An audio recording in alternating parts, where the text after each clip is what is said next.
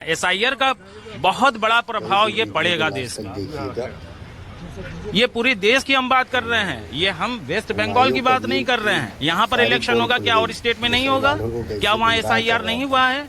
वहाँ पर भी फर्क पड़ेगा। हर जगह एसआईआर हुआ है, इतना ज्यादा चर्चा कहीं नहीं हुआ, इतना ज्यादा वोट कहीं नहीं कटा। यहाँ इतना ज्यादा ये नहीं हुआ कि भाई मुसलमानों का वोट। क्या सर, उत्तर प्रदेश का मैं रहने वाला हूँ, उत्तर प्रदेश में कटे हुए हैं, काफी कटे हुए हैं।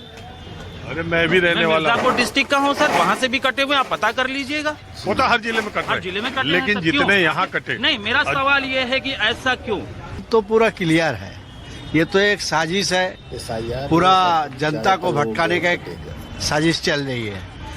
मुसलमान जो वोट देने वाला अच्छे मुसलमान है, वो टीएमसी को छोड़ के वोट नहीं देगा। अरे अच्छे बुरे मुसलमान का क्या मतलब? ऐसा भी होता है, तो जैसा हुमायूं कबीर है, वो क्या वो मुसलमान है? वो मुसलमान नहीं है, मुसलमान से खाली टीएमसी में थे हुमायूं कबीर, तब तक मुसलमान थे। हजम ममता के वो भी वैसे ही था, उस टाइम भी वैसे ही था, वो आदमी सही नहीं है।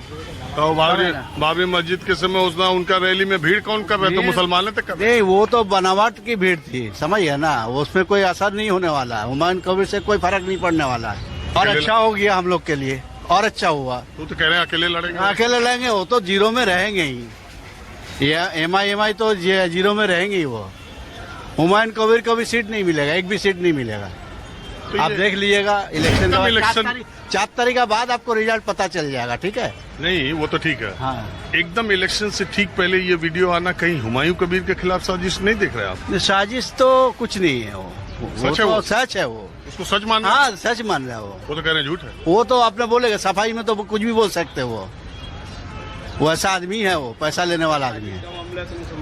हर जगह साजिश हो रहा है। जहाँ तक साजिश का बात है, तो पूरे देश में मुसलमान के साथ साजिश हो रहा है, ये कोई नया नहीं है। जब से 2014 के बाद से जो सरकार आई है, एक फुटबॉल बना के हम लोग को खेल लिए।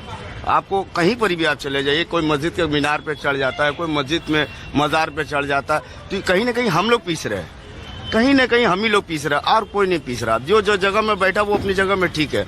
हम गरीब आदमी मर गए, और गरीब आदमी का कोई मजहब नहीं होता, कोई उसको चाहिए 2 वक्त का रोटी, इज्जत से उसको अपना घर चाहिए, अपनी इबादत करे। लेकिन यहाँ इबादत करना भी आफत हो गया, और भी बहुत सारा ऐसा परेशानी है, जो बहुत सारा ऐसा चीज है। आज भी बंगाल में अल्हम्दुलिल्लाह कि हम लोग सब भाईचारा बना के रखा, और अल्लाह का शुक्र है कि आप देख लीजिए क्राइम के मामले में आज भी हम लोग का कलकत्ता अगर 10% है, तो बाकी अदर्स स्टेट आप देखिए, हम लोग वो सब नहीं बोल रहे। आप अपना अदर्स स्टेट को आप बोले कि हम 3000 देंगे, आप सेंट्रल गवर्नमेंट में थे, इससे पहले आप नहीं दे सकते थे?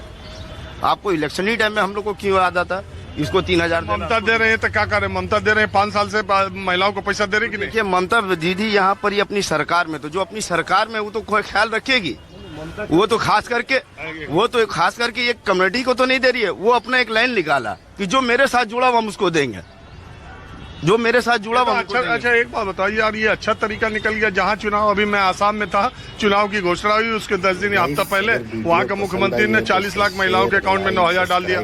यहाँ ममता बनर्जी 500 दे रही थी, लोकसभा का चुनाव आया 1000 कर दी, विधानसभा का चुनाव आया 1500 कर दी। आप गौर करिएगा, जो बीजेपी कह रही है 3000, जो 10,000 रुपया लिया, उसके बाद आप बिहार का रिजल्ट देख लीजिए। अगर खुशी से 10,000 दिया तो घर भी तोड़ दिया।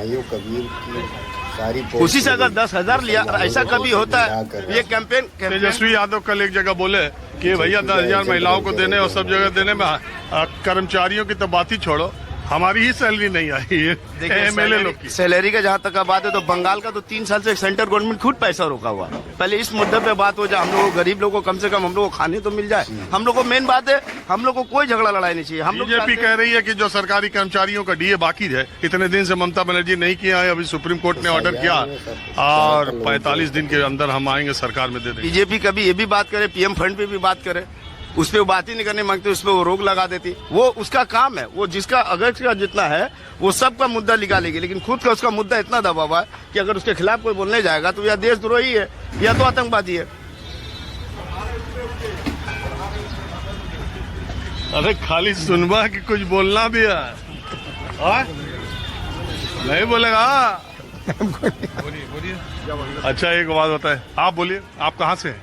कलकत्ते में रहते हैं हम, कलकत्ता। अरे हम ये जानने आए कि ये हुमायूं कबीर का वीडियो से क्या फर्क पड़ा? कुछ फर्क पड़ा है? और कोई फर्क, वो सब चालबाजी है, वो सब, और कुछ सिर्फ चालबाजी है। हुमायूं का क्या है उसको? वो तो एक तो ये था पॉलिटिक्स, ये जो मुद्दा बाबरी मस्जिद, वो सब बेकार, वो सब मुसलमान लोग जान गया। अगर बाबरी मस्जिद बनाना ही था तो जब इतना हंगामा किया उसी समय स्टार्ट कर देता। इलेक्शन के बाद होगा इसका काम। अरे सुप्रीम समझ गया, एक मिनट, वो सब सुप्रीम कोर्ट फैसला दिया अयोध्या में कि बाबरी मस्जिद 5 किलोमीटर दूर जगह दे दिया सरकार। वहाँ बाबरी मस्जिद का कोई नाम नहीं, अभी पता चल रहा कहाँ है। तो यहाँ 6 दिसंबर 2024-25 को जब ही, लेकिन वहाँ भीड़ भी तो हो रही थी, सुने चंदा भी मिल रहा था तगड़ा में। भाई कोई समझदार भी है, कोई बेवकूफ भी है। उसमें से 50% बेवकूफ है।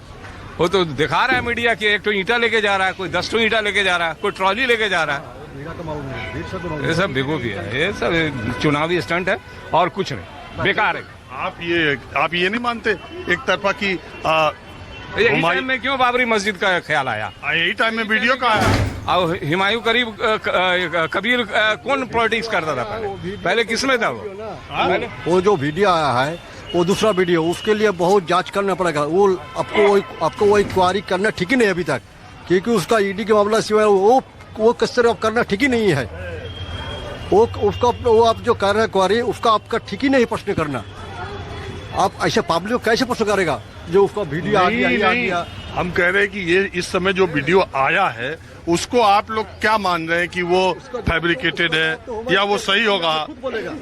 उसका जवाब हुमायूं तो अपना खुद बोलेगा प्रेस में, हम लोग सुनेंगे। वो बोल रहे हैं कि फर्जी है, तो बोलने दीजिए उसको, सबको पता आ जाएगा। अरे हमको क्यों पूछ रहे हैं आप दूसरा पूछिए।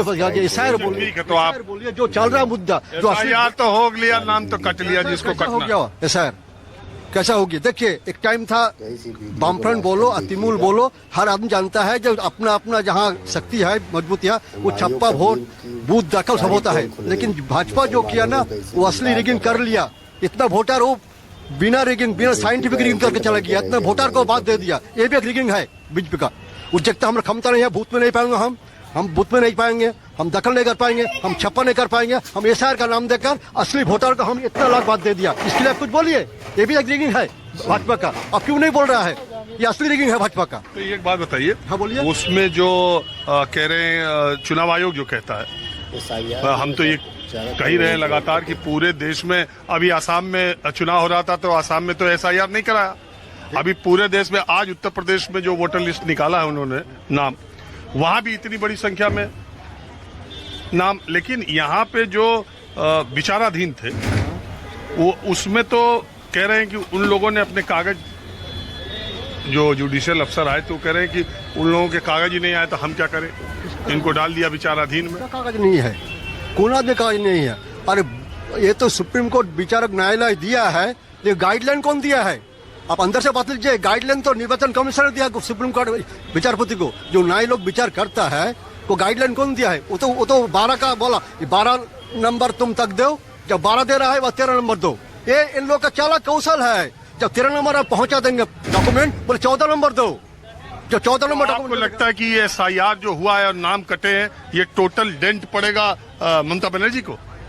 ये देखिए, ये बोलना मुश्किल है। और सारा खाली मुसलमानों का कटा है, ऐसा आप मानते हैं? ज्यादा से ज्यादा 90 के ऊपर 98% मुस्लिम पड़ा हुआ। अब खोलिए 100 में एक आदमी होगा दूसरा कास्ट का, तो 99 मुस्लिम होगा। अब खोलिए, हम बुद्ध बने, अब खोलिए। अब देखिए पीडीएफ देखिए, अब जो सप्लीमेंट कॉपी दिया है कमिश्नर, अब खोलिए कितना मुसलमान है कितना हिंदू है, आप लोग को मालूम हो जाएगा। हम तो बोले 99 नहीं है, लेकिन हाँ मुसलमानों का प्रतिशत ज्यादा है, बहुत ज्यादा है। बहुत ज्यादा है, ज्यादा नहीं, बहुत ज्यादा है, बहुत ज्यादा। तो इससे आपको लगता है कि इसका चुनाव परिणाम पर असर पड़ जाएगा? कुछ तो पड़ेगा, जरूर पड़ेगा। बीजेपी आ जाएगी।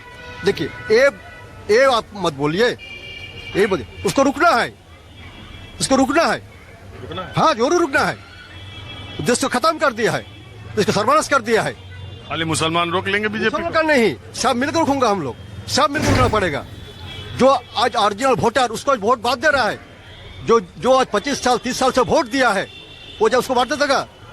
आज खुद जो प्रधानमंत्री अपना वोट से हुआ है, आज आपको बता देगा। आप क्या कह रहे थे? सर हम बिल्कुल एसआईआर का बिल्कुल फर्क पड़ेगा, इससे मुसलमानों के ऊपर बहुत ज्यादा फर्क पड़ेगा। हुमायूं कबीर तक काम हो गया, वीडियो आ गया, देख रहे हो? किसका वीडियो आ गया सर? हुमायूं कबीर का। किस चीज का वीडियो आया मतलब मालूम है नहीं आप बताएं सर। हुमायूं कबीर का स्टिंग ऑपरेशन हो गया, कह रहे हैं हमारा बीजेपी से 1000 करोड़ का डील चल रहा है, ये है वो है। वो MIM कहा कि चलो तुम अब तुम्हारे ये बात क्वेश्चन पास कर दीजिए, हम जो क्वेश्चन पास कर दे। इसको मत बोलिए, दूसरा जितना वो क्वेरी करिए। अरे कहा है इसको बोलने पे आपको दिक्कत हो रहा है? इसमें बहुत कुछ है, कहा आपको तो बोल हुमायूं कबीर इसको बोल दिया बहुत। कह रहा है हुमायूं कबीर को क्वेश्चन मत पूछिए, कहा नहीं पूछे। आज का मुद्दा सबसे बड़ा यही है, वीडियो आ गया, MIM कह रहा हम नहीं लड़ेंगे हुमायूं कबीर साथ, चलो चलो हम अकेले लड़ेंगे। नहीं बिल्कुल उनका निष्पक्ष अगर वो लड़ सकते हैं वो अकेले लड़ सकते हैं, जरूरी थोड़ी है वो किसी को लेकर ही लड़ेंगे। उसका क्या इम्पैक्ट रहेगा हुमायूं कबीर का? अरे ओवैसी साहब कोई इम्पैक्ट नहीं रहेगा, जैसे चल रहा है वैसे चल रहा है, कोई इम्पैक्ट नहीं रहेगा मार्केट में। हाँ देश में पहले जब कोई चीज आती है, कोई नया चीज आता है, उसमें एक नया पर्चा ये लागू कर देते हैं, लोग उसमें पड़ जाते हैं पीछे, सारी जनता पीछे पड़ जाती है। डॉक्यूमेंट कागज बनवाओ, लाइन में लगो, ये करो वो करो। सर विकास का बात कब होगा? डेवलपमेंट की बात कब होगी? यहाँ से बेरोजगारी कब हटेगी? यहाँ पर चीजें कब हटेगा सर? कब तक हिंदू मुसलमान किया जाएगा? हम लोग तो सर नहीं करते। जब तक इस नाम पर वोट मिलेगा। अभी आज भारतीय जनता पार्टी ने अपने संकल्प पत्र में कहा है कि घुसपैठियों को चिन्हित करेंगे, पकड़ेंगे और बाहर भेजेंगे। कौन घुसपैठिए हैं सर? कौन घुसपैठिए हैं यहाँ पर? हिंदुस्तान में क्या कोई क्या हम लोग घुसपैठिए हैं सर? क्या ये नहीं क्या वो अंदर से इस तरीके से बात कर रहे हैं, अंदर से मन ही मन में इस तरीके से बात कर रहे हैं कि हाँ यहाँ पर घुसपैठिया हैं? किस चीज का वोट कटेगा? क्या चीज का वोट कटेगा, पहले ये जवाब दीजिए आप। ये NRC में कटेगा या SIR में कटेगा वोट? SIR क्या है? हाँ अरे SIR जो शिफ्ट हो गया है, जो मर गया है, किया जाता था, गणना चालू होने वाली है। वो जनगणना, ये जनगणना में क्या चीज का वोट कर रहा है? जो डेट कर गया, जिसका नाम नहीं है लिस्ट में, उसका वोट कटेगा। जो जीवित है उसका क्यों वोट कर रहा है? जिसका घर में 10 आदमी है उसका 4 नाम कट रहा है, 6 नाम रह रहा है, क्यों रह रहा है ऐसा? आपके घर में हुआ ऐसा? मेरे घर में हुआ है, 2 नाम कटा है, 10 नाम में से 6-8 नाम में 2 नाम कटा है, क्यों कटा ना?